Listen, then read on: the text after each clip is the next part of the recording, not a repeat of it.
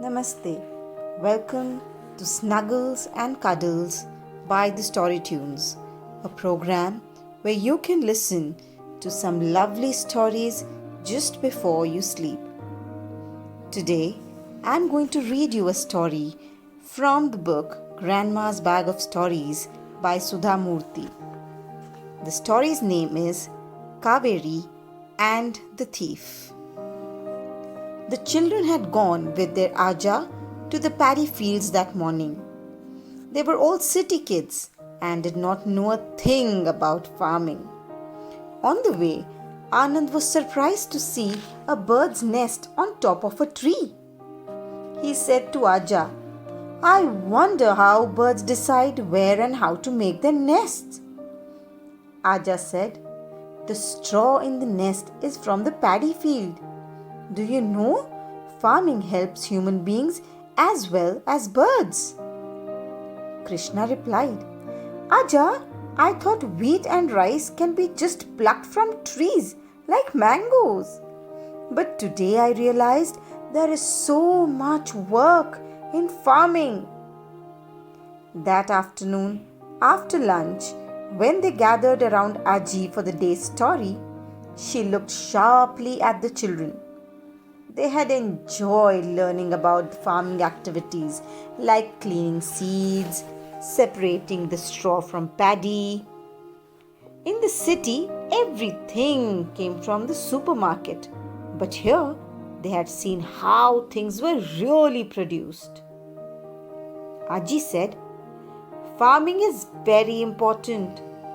If farmers don't grow any food, then what will we all eat?" Anand said thoughtfully, "If farmers do such important work, why are they so poor?" "That's true, my dear. Of course, there are rich farmers too, people who own lots of land. But many in our country till small pieces of land and so make less money."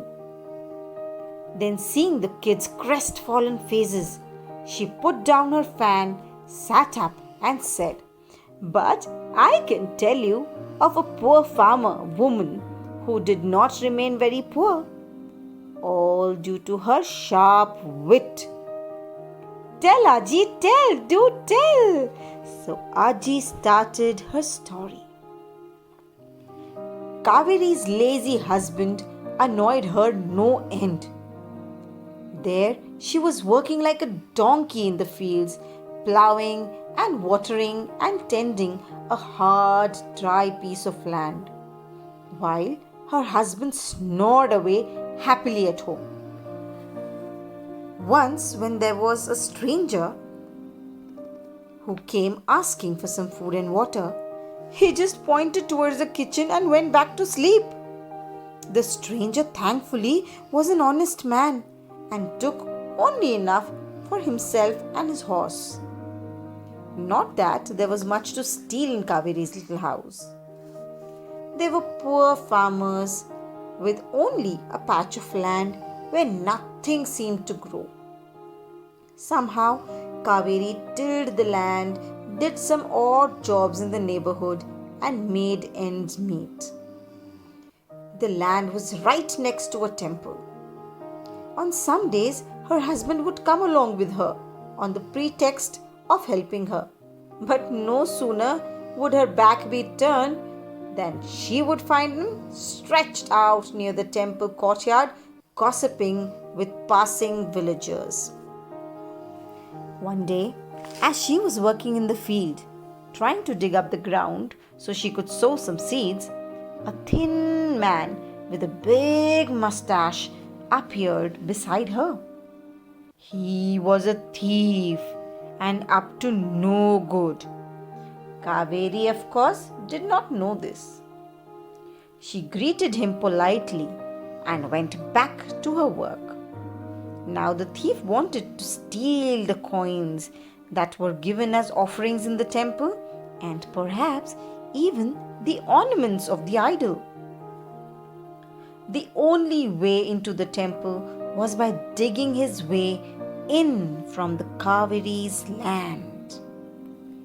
But how could he do anything there with this tough, no-nonsense woman working away?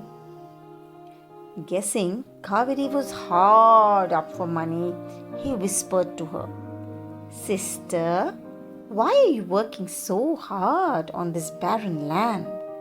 I will give you 1,000 rupees. Sell it to me."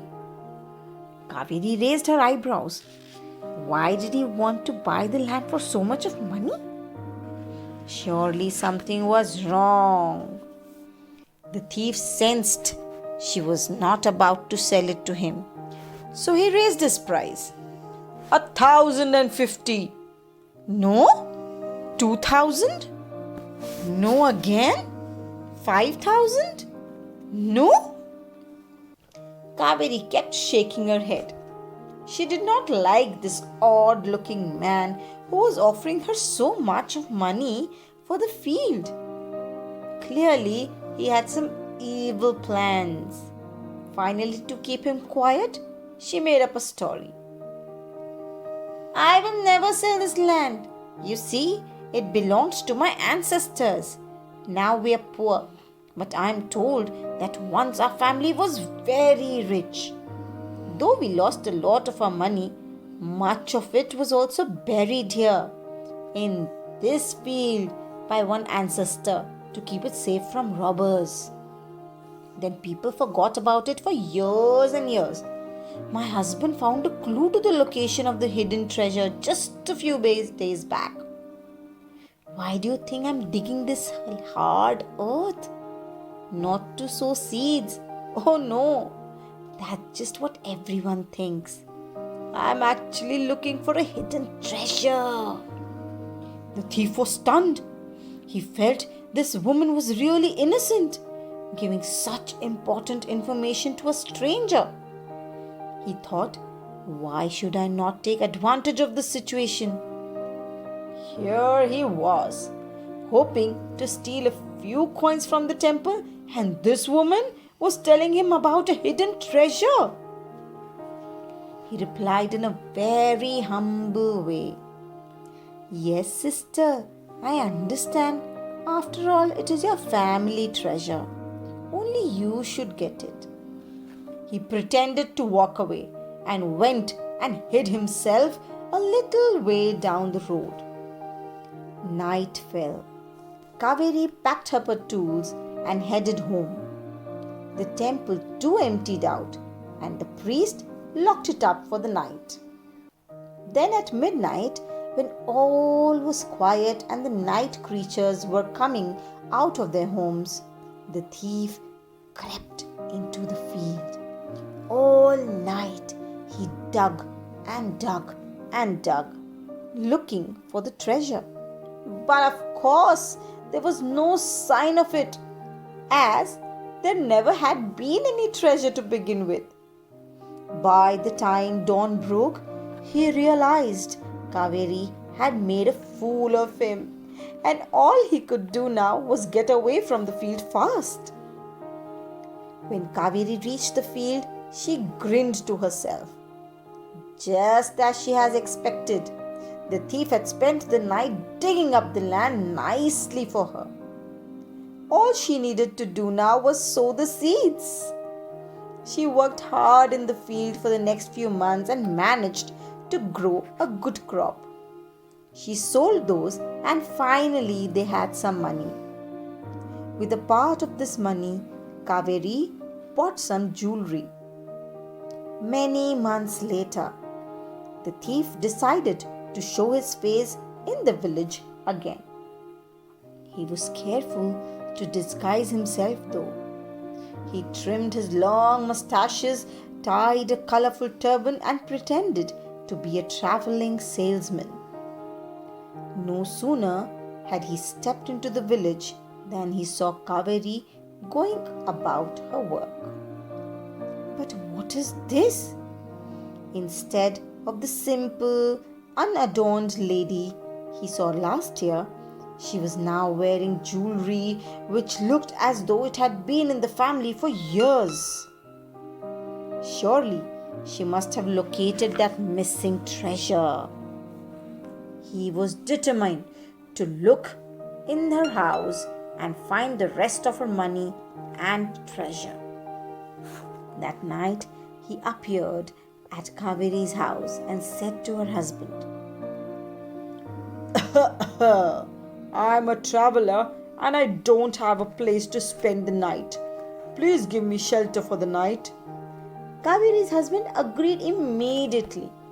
Kavery, however, glimpsed the man from inside the house and saw through his disguise. She knew he must be planning some robbery.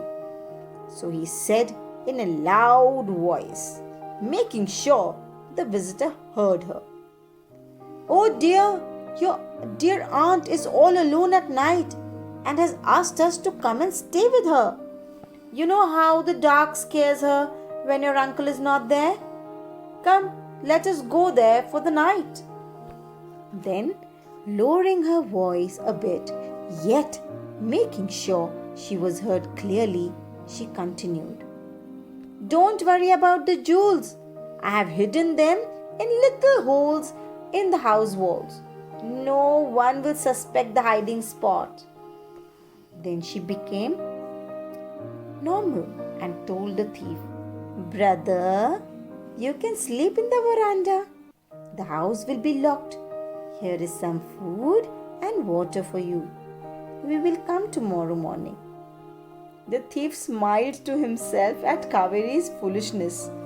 Her husband, meanwhile, stared at her with an open mouth, wondering which aunt and what jewels she was talking about. When she firmly walked off, he followed obediently. The thief could not believe his luck.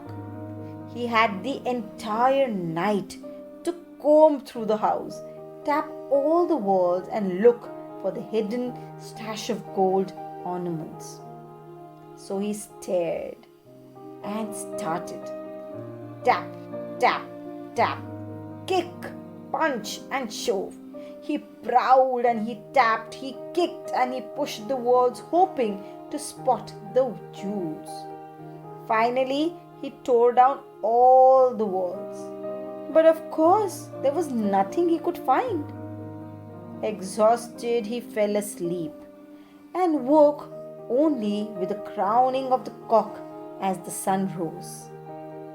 Quickly, he found his little bundle of things and ran away. Within minutes, Kavery and her husband returned. "Oh, Kavery, see what that bad man has done to our house. You gave him food and shelter and made me come with you, leaving the man alone in the night." Her husband wailed, but Kavery was smiling. Then she broke into peals of laughter and said, "Don't worry, I had planned this all along. You see, I saved money from our last crop to rebuild the house. I needed to call in some laborers to help tear it down. But our guest has done it for us. Now we can make a larger house for ourselves, just the way we always wanted." The whole village heard the story and started marveling at her intelligence. Many months flew by. The thief was burning to take revenge. How dare that village woman trick him? That too, not once but twice. He realized that she was very clever. One day, he dressed up as a bangle seller and started wandering in the village. Kavery spotted him and knew who it was at once. She said to her friends who were crowding around the bangle seller, "Oh dear, I would have loved to get some for myself. But ever since that good-for-nothing thief tried to steal all our money by tearing down our house, I have hidden everything in a little hole in a tree in the woods." "Which tree? Which tree?" her friends asked. "Oh no, I'm not saying which tree, but it is at last safe and sound out in the forest." The thief looked at her. Yes, Kavery was wearing an ordinary sari with no ornaments at all. Her friends turned around in astonishment at the crash with which the bangle seller flung down his collection of bangles and made off for the forest. Only Kavery watched with a grin on her face. Out in the forest, the thief searched high and low for the jewels.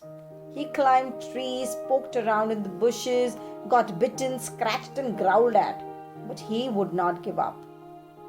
The jewels were there somewhere and he had to find them. So that is where we will leave him, prowling around in the forest looking for money and gold that don't belong to him. Everyone praised Kavery for her quick wit in ridding the village of the thief. She continued to work hard and made more money from her farming and became a rich old lady. Even her husband was shamed into giving up his lazy ways and helping her. As for the thief, who knows? Perhaps he's still in that forest looking for what was never there. Now, if only he had to learn to work hard like Kavery, he would have been as rich. The children laughed and laughed when the story was over. Meanwhile, Krishna giggled. The poor thief! Maybe he got eaten by a tiger. Aji grinned. See, sometimes with a bit of luck and lots of pluck, people can change any situation in which they find themselves. Good night.